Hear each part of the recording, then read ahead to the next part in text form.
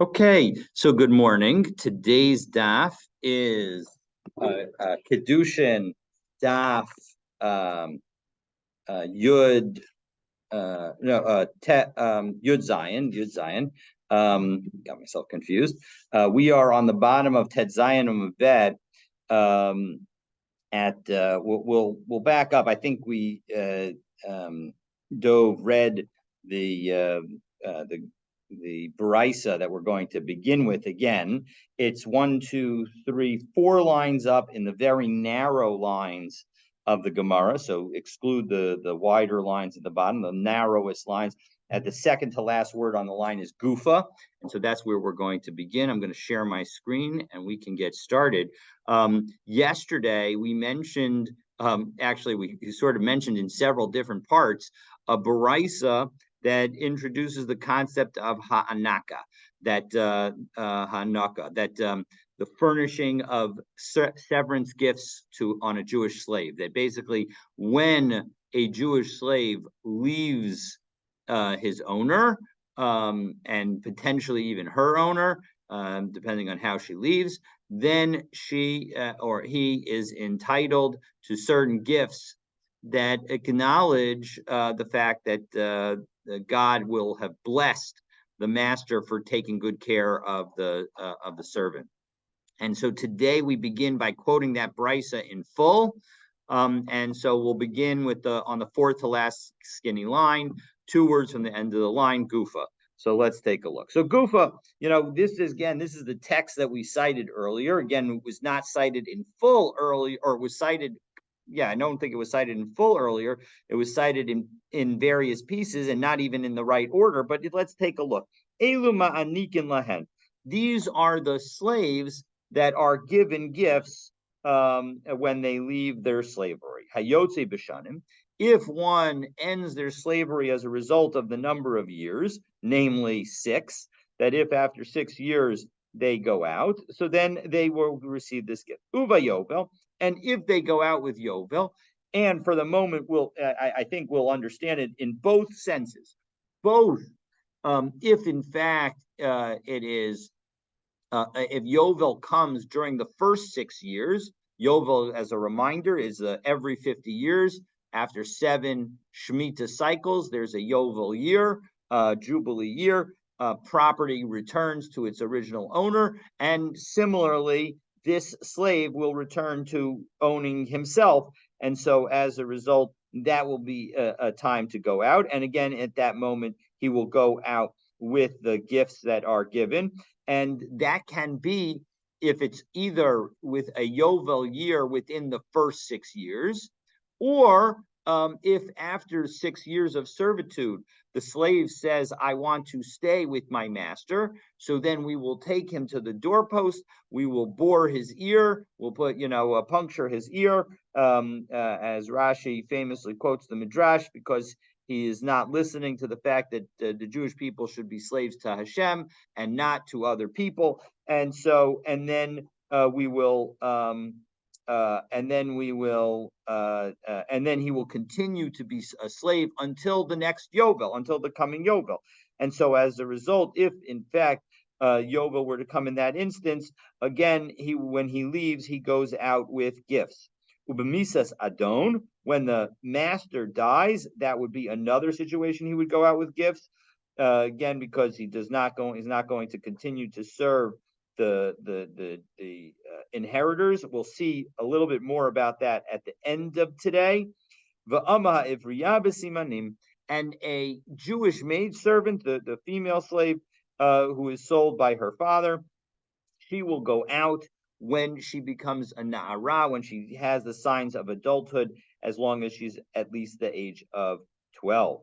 Aval boreach v'yotze b'giraon kesef ein manikin lo. But if aval boreach, but if somebody is a runaway, the yotze b'giraon kesef, or one who goes out with a reduction in the amount of money, namely, this is referring to somebody who redeems themselves, because the Torah says that if a slave wants, he has the ability to redeem himself. And so as a result, if he saves enough money, he can do that.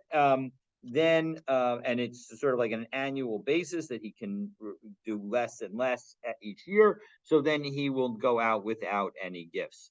So Rabbi Meir says no. If he runs away, then we're not going to give him gifts. But But just because he goes out with a reduction in the amount because he redeems himself, that is still the nature of going free in a way that deserves to be paid. So it deserves the severance gifts. Rabbi Shimon disagrees. He says, Arba ma'anikin lahem, shlosha be'ish v'shlosha be'isha, ve'iata yachol omar arba be'echad mehen, lefi she'ein simanin be'ish uretzia be'isha. That Rabbi Shimon says that there are four of each category. There are and there are three that apply to men, three that apply to women, and about neither gender can you say that four relate to it. Because there are no simanin when it comes to a man, and uritzia be'isha, and the laws of ritzia, of boring the hole in the woman in an ear of the slave, does not apply to a woman. A woman doesn't have the ability to stay on beyond the 6 years that she serves, and so, or beyond being a nara. And so, so the following, and what were those four categories? We actually saw them yesterday because this was quoted as part of a challenge to Reish Lakish, and although that challenge was not successful, we did determine that the four categories that Rabbi Shimon would have are the expiration of the 6 years, the yovel before the expiration of the 6 years, the yovel after puncturing the ear, and becoming a nara. And so as a result, we've got those four different categories, and the first three apply to men. The first two and the last one apply to women. And again, the women do not have the third one apply, and the men do not have the fourth one apply. And Rabbi Shimon does not cover the case of the death of the master in his discussion, and therefore it's unclear. It may be that he would disagree and say that in fact the death of the master is not something that would trigger a gift, and maybe in part because the master is no longer alive, and so that would require a gift by the heirs, and of course the heirs may not be responsible for that gift. So there we have, that's the brisa. Now let's take a look, because now what we're going to do is the Gemara is going to proceed and ask a series of questions regarding the laws in this brisa, and then other brisas that are related to it. So the first question is, how do I know all of this? How did I know that let's start with the Tanakama, that these four categories get dealt with in this way? That the one who finishes slavery due to the completion of the 6 years, well, that's going to be explicit in the Torah, but the other three are not. So let's take a look. So to Tana Rabbanan, we've got a brisa that answers that question. I might have thought that the only one who gets the hanaka, the severance gifts, is going to be the one who leaves after 6 years, because after all, that's the one that is specifically mentioned in the Torah, as we had just a few weeks ago in I think it's Parshas Re'eh, where it says that let me see, it's Pasuk Gimel. Let me see the quote, find the quote of it. Well, here the quote is Dvarim Parak Tezvav Pasuk Yudal Hanek Tanik Lo. You should certainly give him these gifts. Mitzoncha, migarnacha, mikvecha, from your flock, from your granary, from your wine press, or from your or wine vat. Asher berachacha Hashem Elokecha, that God with which God blessed you, titain lo, you should give to him. So the point is that that's pretty explicit, because the previous verse was talking about somebody who goes out. The previous verses are talking about somebody who goes out after serving for 6 years. And so that's pretty clear that that one gets it. So how do I know about the others? Because I might have thought it only would apply to the one who goes out for 6 years. How do I know that we should include the one who goes out with Yovel or with the death of the master, and the maidservant with the signs of being a Nara. Again, these are the three additional points that were made by the Tanakama in our Brisa. So Talmud Lomar Tishalchenu v'chis Tishalchenu, that in the psukim of the that it's a discussion in psukim Yud Bet and Yud Gimel. First it says Tishalchenu in pasuk Yud Bet, and then it says again v'chis Tishalchenu that when you send him out in pasuk Yud Gimel. And so as a result, since it repeats it twice, as Rashi says, 1, 2, 3, 4, 5, 6, 7 lines up in Rashi. Tishalchenu b'chis tishalchenu trei zimni. It repeats the concept of sending him out twice. It's trei zimni tishalchenu. Twice it says tishalchenu. Ularabos, and it comes to include shar shiluchin lahanek, other kinds of sending out for the purpose of ha'anaka, of getting these additional gifts. Now, Yachol Sha'ani Mirabe Boreach V'Yotze B'Giron Kesef. Well, 1 second. Again, proving the perspective of the Tanakama in our Brisa.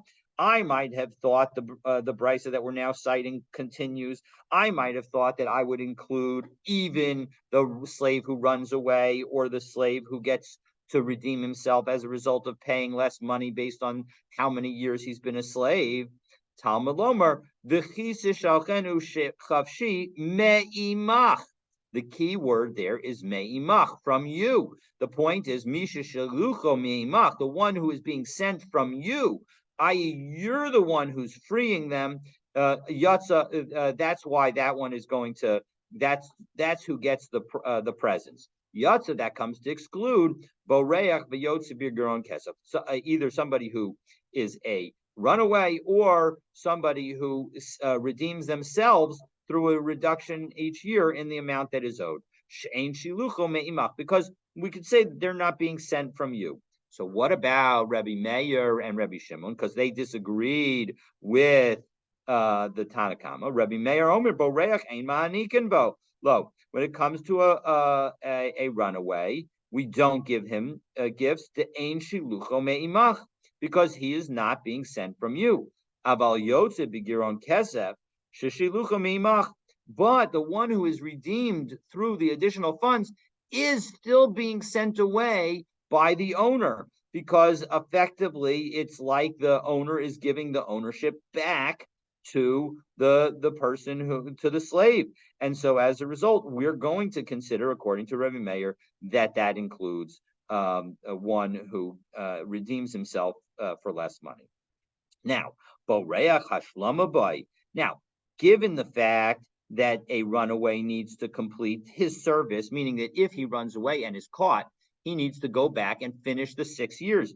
If he did 2 years and then ran away, he still owes his master 4 additional years to Tanya, because we have a brisa. How do I know that a runaway needs to fill up the time? Talmud Lomer Sheishanim Yavod.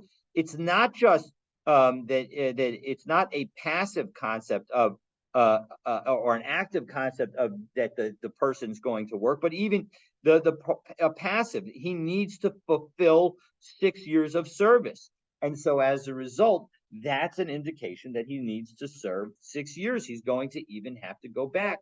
Now, I might have thought that would apply even if the person becomes ill. So Talmud Lomar uvishvi'is yetzei, in the 7th year he goes out, meaning that maybe even though he may not have fulfilled all 6 years, will allow him to go out in the 7th year.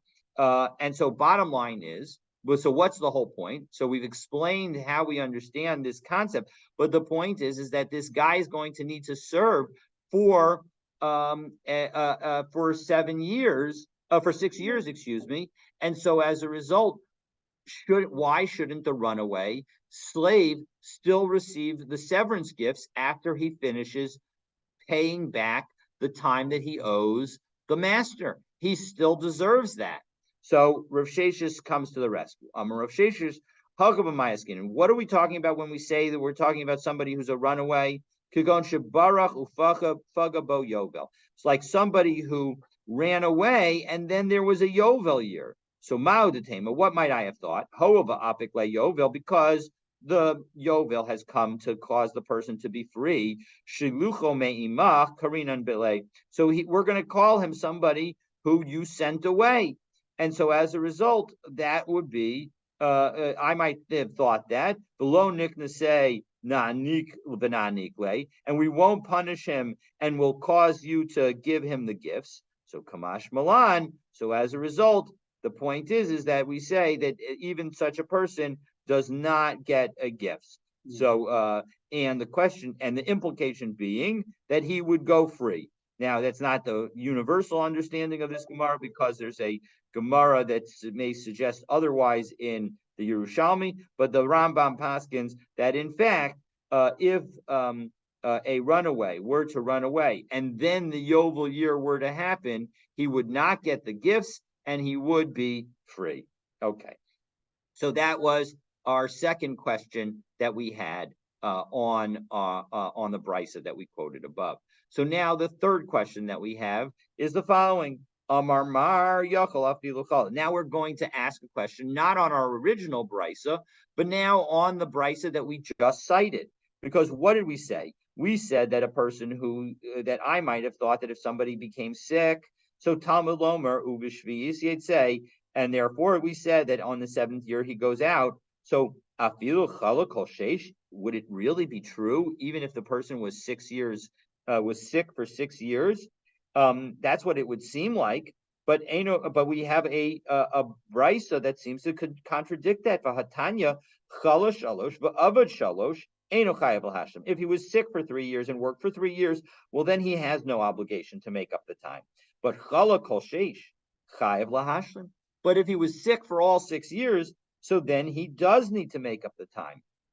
So now we have this apparent contradiction, because one brisa says 3 years you're okay for of being sick, but apparently 4 or more years you have a problem, and another brisa which seems to imply that even if you're sick for all 6 years, so Amar of Sheshis ba'osa masim machat, we're talking about where you were able to do some kind of work, and so even though you were the person was sick, when we say that even if the person was sick for 6 years, we're talking about a situation where they were at least able to do some sewing, because it's not particularly strenuous. So as a result, that would be the answer. As Rashi says, third line in Rashi, we'll just jump into that Rashi. But osa masa machat b'chol, while he's sick, he's able to still do sewing.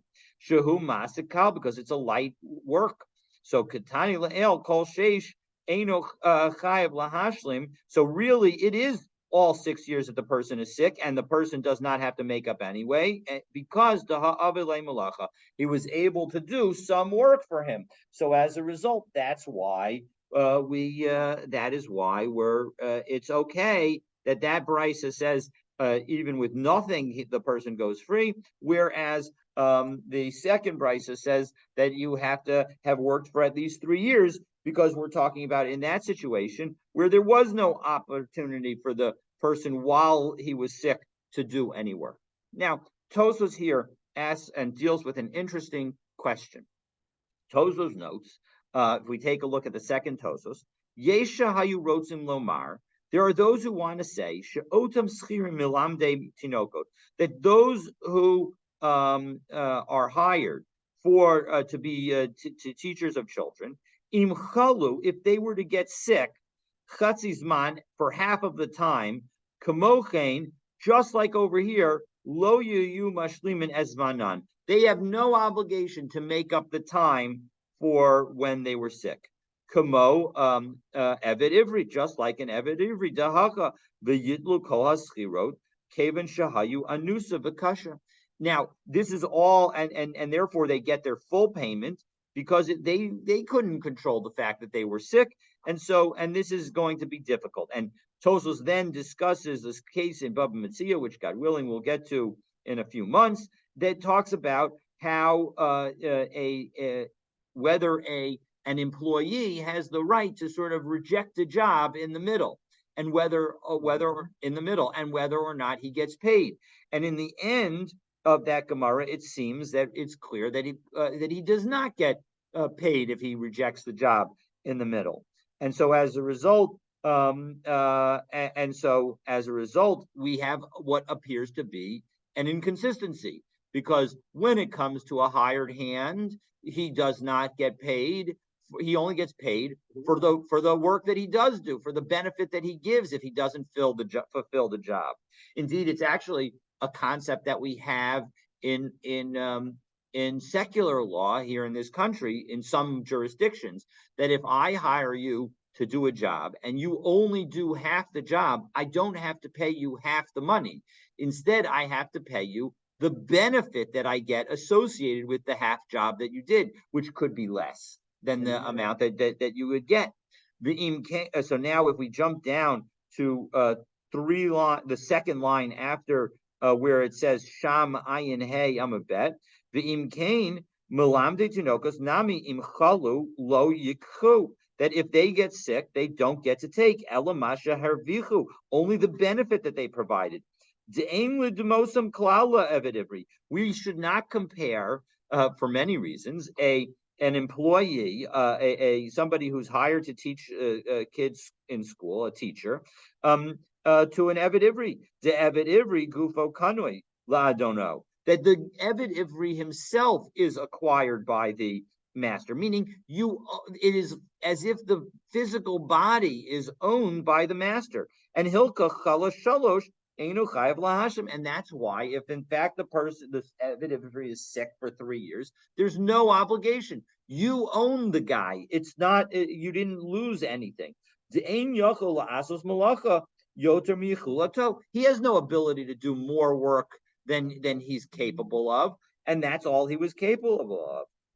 But when it comes to a teacher, Ein Gufo Kanoi, his body's not acquired. Elas Charatzmo Lil Mod Lil Ad Hazman, but rather he has been hired to teach until the time has gone up. Because She'enu Yochel Lahashlim, and when he's not able to complete the time, Lo Yitol Ela Masha Hervia, he should only get that which he has caused benefit for those who get it. So there's Tosfos then gives another answer, but the bottom line is that I thought this was an interesting analogy that was worth discussing. That maybe you might think that that employees should be treated the same way as slaves, and Tosfos is very clear that that is not the case. So now the Gemara says, Gemara points out actually, Hagufakasha, we actually have an inconsistency in this brisa, because what did we say? We said that if you're sick for 3 years and well for 3, and you work for 3 years, well then ein chayav lahashim, you don't have to do any makeup. What is the implication? Ha'arba chayav lahashim, in 4 years you would have to make up. But then Ema Seifa, look at what we said in the end of the brisa, which said chala kol sheish chayav lahashim. It only seems to be if you're sick for the entire 6 years. Ha'arba ein chayav lahashim, which implies that if you're sick for 4 or 5 years, you would not be obligated to make up the time. So Hachikamar, this is what the brisa. So the brisa, although yes, it does seem to be a contradiction, this is what the brisa is trying to say.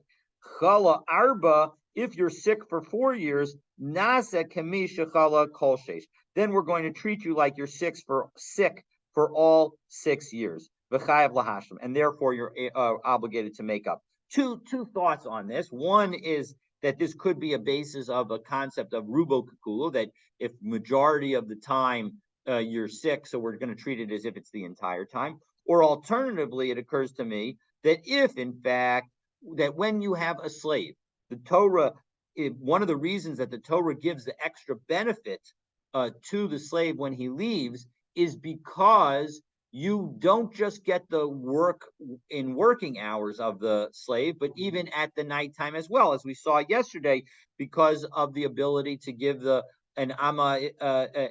maidservant to this Jewish slave. So you have the ability to get his benefit and his work even when he's essentially in bed asleep. And so as a result, that is, he's essentially working for you double time.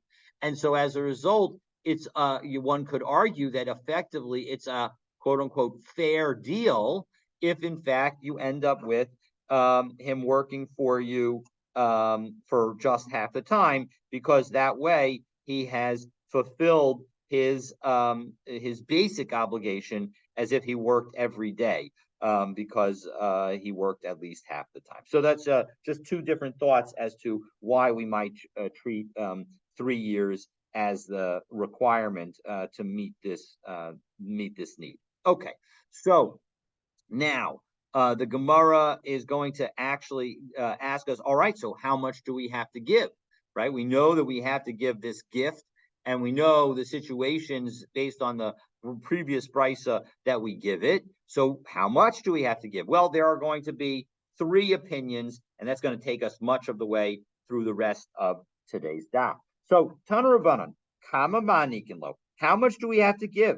So opinion number 1, Chamesh Shlam, we have to give 5 sela, mikol minumin, for every kind of thing. And Rashi helps us. What is it talking about for every kind of thing?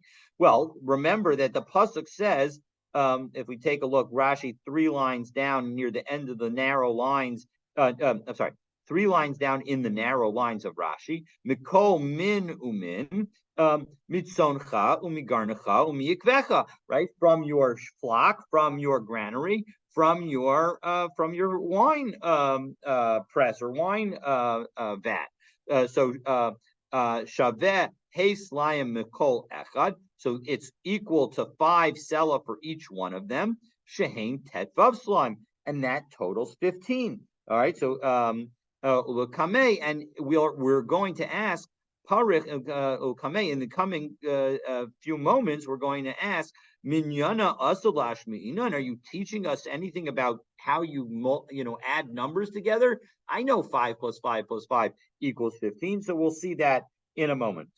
So back into the Gemara, Shaharei Chamesh Esrei Slime. So we see that this totals 15 sela, and that is Divrei Rabbi Meir. That is the view of Rabbi Meir. Rabbi Yehuda Omer, Rabbi Yehuda says Shloshim. No, it's going to be based on 30. Why? Kishloshim shel Eved. Because what is the amount that a slave master gets if in fact his slave is gored? It's 30. And so too here, he should give out 30 sela. We're going to see that each of these is based on a gzeira shava of various words in the psukim that are associated with each one, and we'll do that in a moment. And Rabbi Shimon says, no, it's not 30, it's chamishim, it's 50. Chamishim sheba arachin, because in the discussion of arachin, which is at the end of Sefer Vayikra, where if somebody says that they're going to give the value of somebody, if you based on their age and gender, that will determine how much they get. And we're going to give this slave the highest value, and we'll see why in the moment, but the highest value of the erech value, and that happens to be 50. And so as a result, that's what the slave should get. So Amar Mar, so again, now we begin by asking this question that we mentioned in Rashi.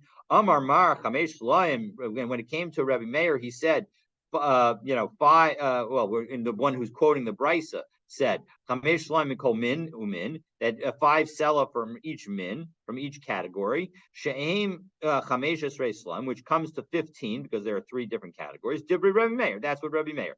Rabbi Meir minyano asulash mina. You telling me that all Rabbi Meir is doing is telling us that 5 plus 5 is 15? What's he telling us here?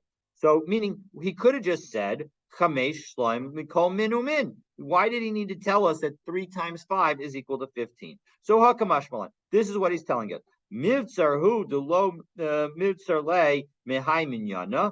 That when it says that you can't diminish. It's not, you can't go below 15. So but if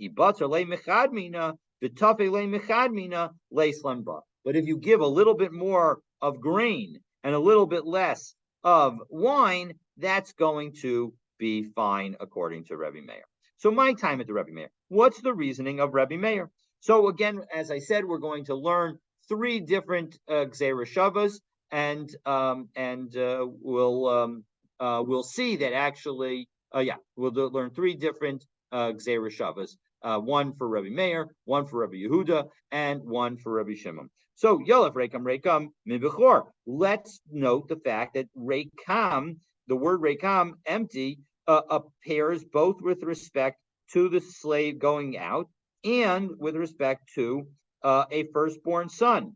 As Rashi says, take a look in Rashi, Rekam, it's about 15, 16 lines down in the narrow lines, right opposite the Torah or Shalom on the right-hand side of the page. So, lo tishalchenu Rekam, it says that when it comes to sending out the slave, you don't send him out empty-handed. Ubipidjan ben ksiv, and when it comes to the redemption of a firstborn child, firstborn son, it says in Shmos Lamed Daled, B'chol b'chor banecha tifteh, every firstborn you shall redeem. V'lo yira'u panai rekam, and don't come empty-handed to me. So, although that aspect of the verse is really referring more to coming to the Beit HaMikdash empty-handed, we're going to connect the two. And mala halan chamishlam, how much do we have to pay to redeem our firstborn son? 5 sela. So afkan chamishlam. So too here we have to do 5 sela. Well, 1 second. How do I know that it's 5 sela times 3? Maybe it's 5 sela altogether. So the Gemara explains, no, look, when did it say Rekam? It says that in Pasuk Yud Gimel. That's before the Pasuk of Hanek Tanik Lo Mitzoncha Migarnecha Miikvecha. So if it had written Rekam at the very end of the Pasuk, where it said, if it had said Hanek Tanek Lo Mitzoncha Migarnecha Miikvecha Asher Be'erachacha Hashem Elokecha Titain Lo Lo Tishalchenu Rekam, and then it said, and don't send him out empty-handed at the end. Well, then I would understand it exactly as you said, because that's the total. The end is the total. But Hashta Dixiv Rekam Beresha, in the Torah, it says Rekam before it mentions the 3 different kinds of payment. So Shadei Rekam Atzon, Rekam Agorin, Rekam Ayekif. And so as a result, the Rekam goes on each of the 3. And so we need a 5 for the Tzon, a 5 for the Gorin, and a 5 for the Yekef. So that's how we get 15. Well, 1 second. Again, that verse that begins by talking about the redemption of a firstborn could also be understood to be telling us that you don't come empty-handed to Hashem in the Beit HaMikdash. And what that means, we know that the minimum korban is a 2 ma'ah, 2 silver coins, and which is each ma'ah is 1/24th of a sela. So together, that's 1/12th of 1 sela, or 1/60th of what of 5 sela, or 1/300th of what we're saying the master has to pay the slave. So why not say the much smaller amount? So Amar Kra Asher Beirachacha Hashem Elokecha. Because the pasuk that continues, where you says that you need to hanek tanek, it says that you give him from that which God has blessed you. Give, meaning that the giving needs to be a kind of blessed giving. So if we have 2 choices, and Rashi says this nicely, so let's take a look in Rashi. Asher Beirachacha Seifa Dehanek Tanek. Right, the end of the pasuk that talks about that you have to give these severance gifts references the blessing, Hulu Lamecha, which comes to teach us, should tidrosh hamikra, that we should understand and interpret the verse l'rabot, in order to be expansive, v'lo l'ma'et, and not to be contractive and not to diminish. And so as a result, when we have this choice to understand either we mean 5 sela or 2 ma, we're going to choose the greater one. So that is the understanding. And so now we've explained Rebbe Meir's opinion, and we're ready to understand Rebbe Yehuda. Rebbe Yehuda, Omer Shloshim Kishloshim Shel Ebed, we say 30 because it's 30 like a slave who gets gored with a muad cow, a muad bull, so that if in fact you have, or ox, so now you have this again, we're dealing with a situation with an ox that has gored previously, and so as a result, the owner knows that he needs to watch the ox, and yet he does not. And so as a result, if that ox kills a slave, the master of the slave gets 30 sela. So my time of the Rebbe Yehuda. What's the reasoning of Rebbe Yehuda? So Yoaf Natina Me'evet. We have the word Natan by both words. So if we take a look right opposite where the signal is, right above the Likutei Rashi on the right hand side of the page, we say Natina. Ksiv Hacha Titain Lo. Right, when it comes to giving the slave as he exits, it says Titain Lo. Ksiv Hasam Ben Nizkei Eved. When it comes to the damage that's done to a slave, Kesef Shloshim Shkalim Yitain LaAdonav. The value of 30 shekel of silver that you're going to need to give to the master. And so as a result, we're going to learn from there, not from anywhere else. So Malahalan Shloshim Kafkan Shloshim, just as over there it's 30, here too it's 30. Well, 1 second, Nail of Natina Me'arachin. There's also another place where we have the word Natina, where it says it in connection with the valuations of gifts that we promised to the Beit HaMikdash. So Malahalan Chamishin, and over there we should say it's where it's 50 by the maximum value of a full-grown male. So too here we should say it's 50 Abkan Chamishin. So a couple of answers to that. One answer is the tafasta meruba, lo tafasta me'uat tafasta. When you have two choices, you're going to always choose the lesser amount, because when you try to grab something, if you grab too much, you may not grab anything. Whereas if you can grab a smaller amount, you'll be able to be successful. So this is sort of a lesson in life sometimes as well, but it's a Gemara principle for when we have an opportunity to learn a large amount or a smaller amount, we're going to generally stick with the smaller amount. Obviously, if there's a drasha, as we have just 2 moments ago, when we said that Asher Beirachacha Hashem teaches us that we should be expansive, so then we won't apply this principle of tafasta meruba lo tafasta. But in any event, that's the reason. That's one reason. V'od, a second reason that we don't want to use a Gzereshava of Natina from Erechin is because Evid mi Evid Havalei Lamelach.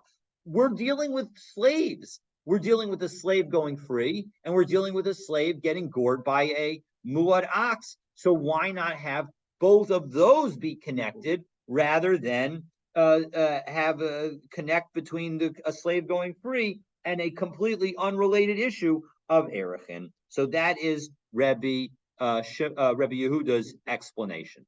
Now we have Rebbe Shimon. So what is Rebbe Shimon's answer? So first, we're going to assume that he uses the exact same Zereshava of Rebbe Yehuda, and we'll see that actually can't be.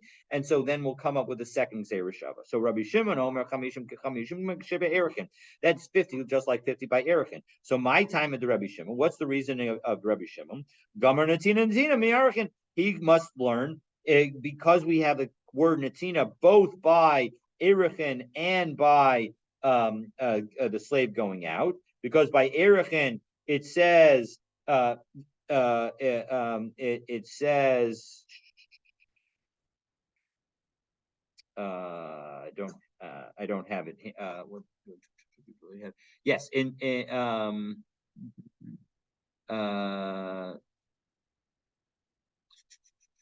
do we have it?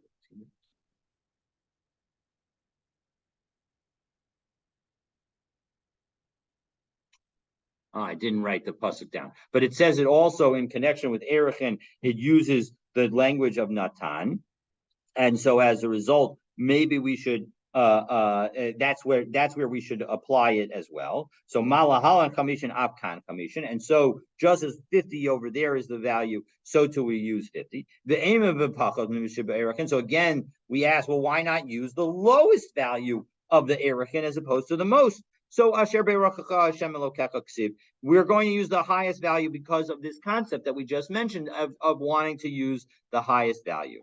The nail of Natina Me'ebed. Why not learn Natina from Ebed as opposed to by Erichin, because after all, Malahalan Shloshim Akan Shloshim, and let them both be 30. Because moreover, one is we have two different places to learn from. So let's learn from the place that's smaller, because if you grab too much, you won't be able to grab anything. We should also learn from a slave rather than from something completely unrelated. So Rabbi Shimon, Micha Gamar. So Rabbi Shimon actually is not learning the Gzeira Shava of Natina, but rather Micha. Because if we take a look, last 1, 2, 3, 4, 5, 6, 7, 8, 9 lines up in the bottom in Rashi, Gzeira Shava de Rabbi Shimon, Lav Gzeira Shava de Natina. This Gzeira Shava, we're picking up in the middle of that Rashi, is not the Gzeira Shava of Natina, Gamar. It wasn't that basis that he learned, Ela de Micha, but rather based on the word Micha. Siv be'eved, when it comes to a slave, it says, that when he sells himself, maybe he's going to be poor. Uksiv be'erchen ve'imachu. If the person who makes the promise, it turns out to be poor, so then or the person who's promised about is poor, so then we will then certain other allowances can be made. So the bottom line is both of them have the word poor in connection with them, and so as a result, where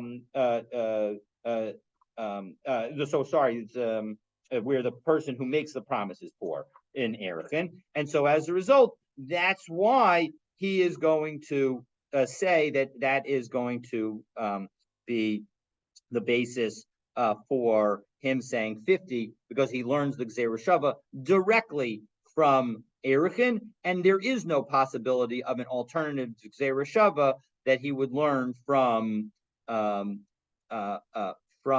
Evid that gets gored by a muad par. So now this actually gives me an opportunity to just highlight and remind us that unlike other methods of or some of the methods of derivation of the Chumash and the Tanakh, when it comes to a Gzeira Shava, you need to have a tradition that's associated with it. We can't just make up these things, and so and Rashi here highlights that. We take a look at the beginning of that Rashi, Micha Gamar.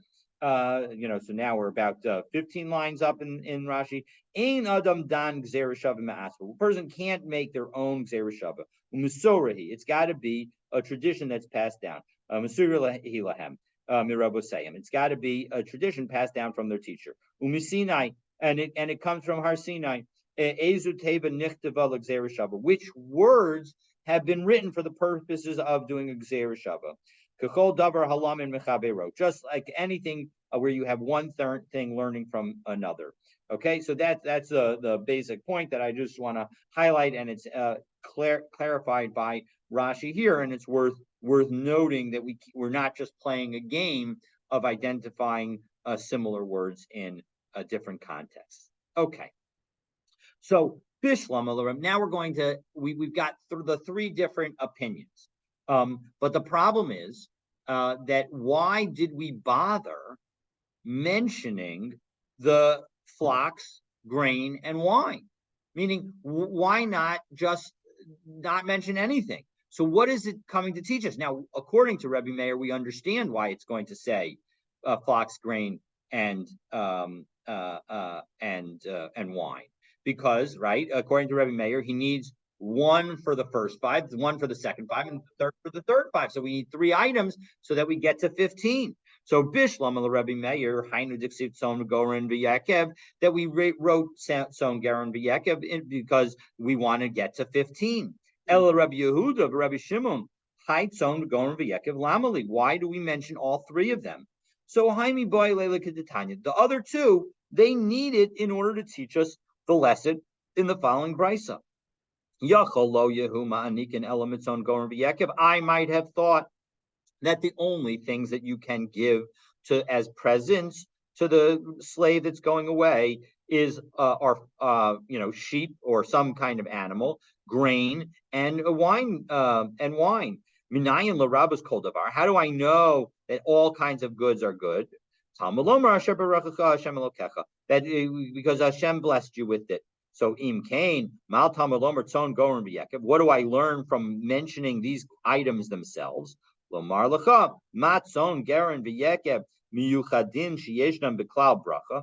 Just as these flocks, the grain and the wine, they all are things that can have a blessing associated with them, meaning that they can increase on their own. As Rashi says, the klal bracha tzon para, that a tzon has para urava, has the ability to do pru uruvu, to multiply, because of course it is an animal that procreates. And similarly, things that grow from the ground have the ability to procreate. And so that's the key. And so therefore, anything that has the category of being able to increase will be good. Yatzuk safim, that comes to exclude money. Divri Rabbi Shimon. Rabbi Shimon says it should exclude money. Rabbi Lezer ben Yaakov Omer Yatsu parados. It comes to exclude mules. So Rabbi Shimon parados. Now, why don't Rabbi Shimon and Rabbi Eliezer say what the other one says? Meaning, why are they or do they disagree? Because they are agreeing on the fundamentals. They agree that what matters is, can you have is the item bichlal bracha? Well, Rabbi Shimon prados mishabchan begufayu. Well, Rabbi Shimon points out that the mules, even though they can't procreate, have the ability to get bigger and stronger, and so as a result, there is ability to increase. Rabbi Eliezer ben Yaakov, and why did Rabbi Eliezer ben Yaakov not like the ksafim reference? Ksafim avid behu iska. You can do business with money. Money, it does grow. Because obviously it doesn't grow if you just leave it in a pile, and it certainly doesn't grow because we don't charge interest, so we're not going to allow that either. But if you do business, you do have the opportunity to grow. All right, and so utricha, and now the Gemara notes that we need to say all three according to this brisa, because the kasab rachman tzon, if the kasab had only written tzon hava amina balechayim in gedule karkalo, I would have thought that only things that are alive, creatures that are alive, you'd be able to give to the slave, but other things you wouldn't, because remember, we have the end of the pasuk of Asher Beirachacha being some kind of expansion. So if we start with an animal, we'll assume that the expansion is all animals.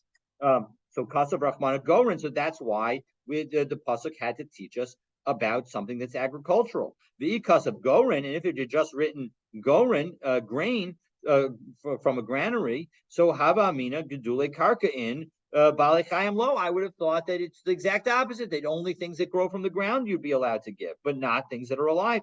So Kasav Rachman Tzon. So that's why the pasuk had to write Tzon as well. So Yekev Lamali, as we turn to Yud Zayin Amabet, why did we mention the winery? So Lamar Lamu'uti Ksafim, Lamar Lamu'uti Pradot. So that's what comes to teach us, according to Rabbi Shimon, it comes to exclude money, and according to Rabbi Eliezer, it comes to exclude the mules. Okay. So now that we've covered that, so the Gemara now teaches us another brisa related to ha'anaka. So Tana Rabbanan, Asher be'rachacha Hashem Elokecha, that we have this additional blessing. So Yachal Nisbarech Bayis Biglalo, that I might have thought that if your house was blessed as a result of the servant, manikin lo, that's the only situation where you owe in the presence. Loan is barak bias biglolo, if you didn't get a blessing as a result of having the slave, so ain manikin lo, you don't have to give him any blessings. So Talmud lomer hanek tanek. So as a result, the pasuk says, no, you shall surely give him blessings. You should surely give him gifts. And so therefore, mikol makom, in no matter what, even if you don't see any blessing. Im kain matam lomer asher beirachacha. Why does the pasuk say asher beirachacha? Hakolofi bracha tainlo. So give him based on the amount that you were blessed. So if you were blessed, you should give him more, but you have to give him at least a certain amount. Rabbi Elazar ben Azariah Omer, Rabbi Elazar says no. Devarim kiksavan. It's exactly as you said. Nisbarech bias biglalo, if manikinlo. If your home was blessed, well, then you give him gifts. Lo nisbarech bias biglolo. If you weren't blessed, well, then ein manikinlo. You don't have to give him gifts. And im kain, my Talmud lomer hanek tanek. Why does the pasuk tell you you shall certainly give him gifts? So dibra Torah kilshon b'nei adam. It's just the way people speak that it says hanek tanek. So that's not really teaching us anything special. Okay. So now that we've dealt with the whole concept of Hanukkah, so now we go back to the question of what happens to the slave. And we're going to teach a brisa that teaches 3 different lessons. And today we'll deal with 2 of the sources associated with the first 2 lessons, but we won't cover the third. So Tana Rabbanan, Eved Ivri Oved Es Haben. If you have an Eved Ivri, then he will be able to serve the son. What does that mean? Take a look in Rashi, 4th line in the at the top of Rashi. Eved Ivri Oved Es Haben. If the original master dies, Oved Es Beno. You should that same servant, that Eved Ivri, even though he's not inherited, he will go and serve the son. Ad Melo Shesh, until he finishes the 6 years. O Ad Hayovel Habogo Betocham, or until the Yovel that is already in the middle. Now, remember, if he had his ear gored, we'll see that will be covered in a moment. The Eino Ovid es Habas, but this slave does not serve the master's daughter, meaning any other inheritor. Whether, if for example, as Rashi says, the Eino Ovid es Habas im ein lo ben. If the man has no sons, and so everything is being inherited by his daughters, there's no service. And of course, this will also apply that there's no that if he has no sons or daughters and his brother inherits him, that he also won't serve, the slave won't serve the brother either. So Ama Ivriya, Eno Ovedis, Lo Esaben v'lo Esabas. But when it comes to a maidservant, when the master dies, so then she does not serve either the son or the daughter. She goes free immediately. Hanirtza v'hanimkar le'ovid kochavim. When it comes to somebody who had his ear bored, so he's supposed to serve as a slave until Yovel, or somebody who has been sold, a Jewish slave who has been sold to a non-Jew. In both of those situations, Eino Ovid Loas Aben Loas Abbas. As soon as the master, whether the master is the Jewish master who did the nirtza or the non-Jewish master, in both cases, that when that master dies, the slave goes free. So Amar Mar. So Eved Ivri Oved Es Haben ve'Eino Oved Es Abbas Menani Mili. So how do we know the first rule that a Jewish slave serves the son but not the daughter? So that is based on Tana Rabbanan. We got a brisa that's going to teach us Va'avdecha sheishanim, Va'avdecha sheishanim, that they shall serve you 6 years. L'cha v'lo liyorish. It should serve you but not an heir. So Ata Omer L'cha v'lo liyorish. Now that we say that it's you and not an heir. Ella L'cha v'lo leven. Maybe it should not even serve the son, which after all, the son is an heir. How do I know that the son is served? Kishahu Omer Sheishanim Ya'avod, that he shall work for 6 years, and it doesn't say for you. So as a result, that's why we're going to say Hare Leven Amor. It means that there's going to be service, not necessarily to the original owner. So that applies to the son. So how do I still understand that he shall serve you 6 years? So it means you and not your inheritors, and not your heirs, but it does not mean you and not your son. So how do I know that it goes to include the son, that the son gets the slave to continue his work, but the brother does not?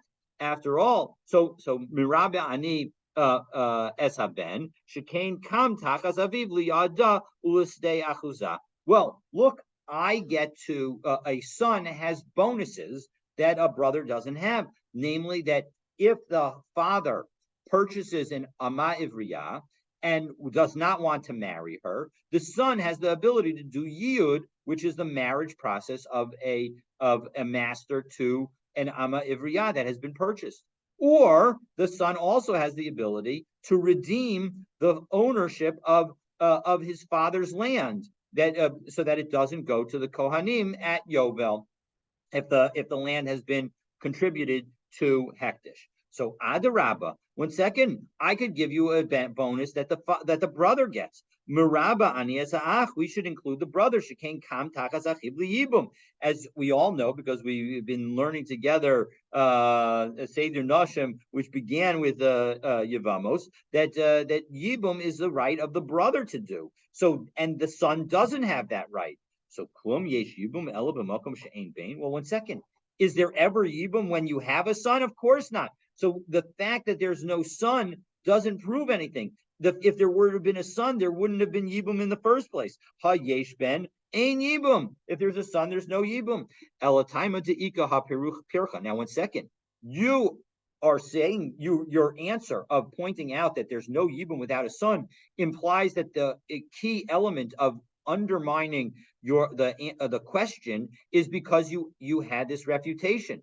Halav hachi achad. You might have otherwise said that a brother would be better, but li dahacha tarti v'hacha tchada. Why not point out that one case has two benefits, yiyud and the redemption of the land of the father, and the other one only has yibum. The brother only has yibum. So say that the son is stronger for that reason. No, because Sedei Achuza Nami Mehai Pircha Hu de Kanafka Lutana. That no, the reason that we know that ancestral land is redeemed by the son is based on this same refutation. So Klum Yesh Yibum Ela B'Makom She'ein Ben. Because the whole point is that it's the son who gets to redeem and not the brother, because without a son, that's the only situation of Yibum. When you have a son, there's no Yibum.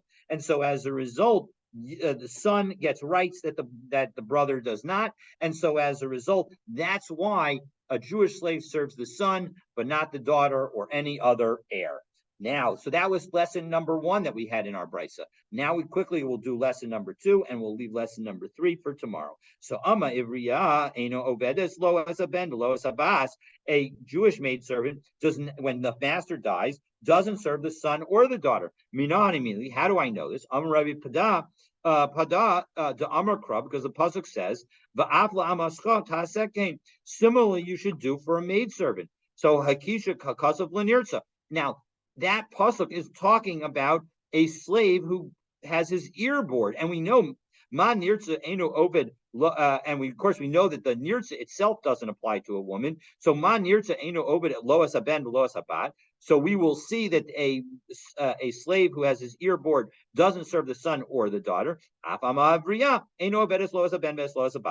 to the Amavriya, the Jewish maidservant also won't serve the daughter or the son if the master dies. But 1 second. When it came to the pasuk that we just cited, that you should also do for a maidservant the same way, we already have a brisa that says what it comes to leech. We need it for this lesson that's in this following brisa.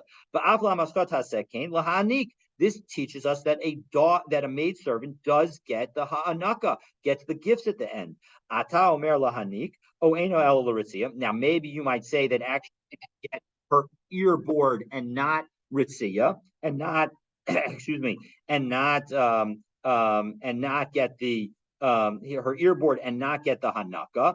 So kishahu omer v'im amor yomar ha'eved, and but because after all, in the previous pasuk it says that if the servant shall, says that he wants to continue the service, so he goes through the ritzia process below ama evriya. But that teaches us Yomar Ha'eved, the male servant has, the male slave has the Jewish male slave has the ability to say that he wants to go through the ritzia, the boring process, and below Ama Ivriya, and not the maidservant. Hare ritzia amor. That shows that she does not have ritzia. So Hama ani Makayim Avla Maschat Hasekin. How do I know? So what do I use? Afla Amaschat Hasekin, that you should do the same thing for a maidservant, Lahani, to give her the gifts. So if we're using to tell us that a maidservant gets gifts, so then how can we use it to tell us that the maidservant does not serve the son or the daughter if the master dies?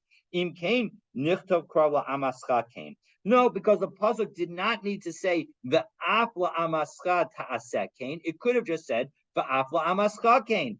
Or similarly for the servant, maid servant, you do the same. Ma taseh. What do we learn from taseh? Shemat mina tarti. We can learn both things. So we learn both the fact that a woman does not get nirza. Well, that's the previous pasuk, but she does get gifts. We learn both the fact that she does get gifts and that she does not get inherited by either the son or the daughter if, in fact, the master were to die. So that leaves us with the third of the three different lessons that we had from this brisa. How do we know that a Jewish slave whose ear was bored or was sold to a non-Jew does not serve the son or the daughter, whether the master who bored his ear or the non-Jewish purchaser, respectively? How do we know that that's the case? Well, for that, you'll have to stay tuned to tomorrow's daf.